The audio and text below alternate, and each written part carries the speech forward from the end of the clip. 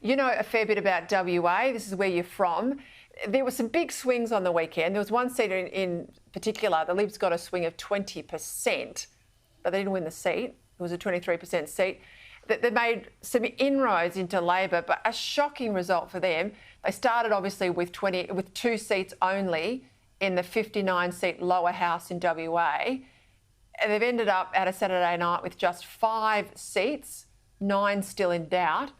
Blame game today, a lot of mud being thrown around, calls for the entire Liberal state executive to be culled and replaced. Give me your take out of the weekend, and how much do you think translates federally? Well, I think they'll get 8 seats and the Nats will get 5. That's judging on who's leading now. It might be 7. So, yeah, it is a very poor result, but 13 or whatever is better than the 6 or 7 they had. It's a long road back for them. What I found intriguing and highlighted on Saturday night during our coverage is they were getting really negligible swings, or just not what you'd expect in the absolute traditional blue ribbon seats. South Perth didn't win it. Nedlands just fell over the line. Cottesloe just fell over the line. But in the mortgage belt seats where cost of living was an issue, albeit from a low base after the McGowan COVID election, they were getting well above the state swing. And particularly in a seat like Pearce, which the Liberals think they're slightly behind in, but they might be able to snare. And definitely in Bullwinkle, which I think the Liberals or Nats will likely win.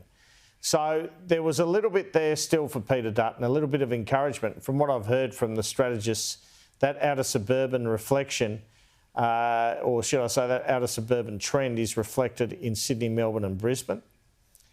And I think that's why, you're looking at a minimum sort of 7 to 8 seat losses for Labor no matter what. And Peter Dutton will obviously be wanting to push that up to 15.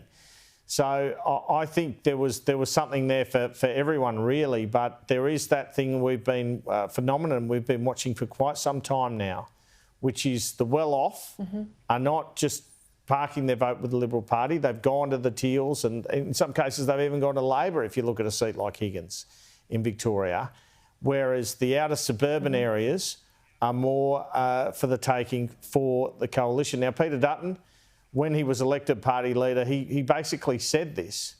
And if anything, I think the West Australian election reflects this. And it's something that's occurred in the US and the UK, and it's definitely occurring here. The Conservative vote is more placed in outer suburban seats these days.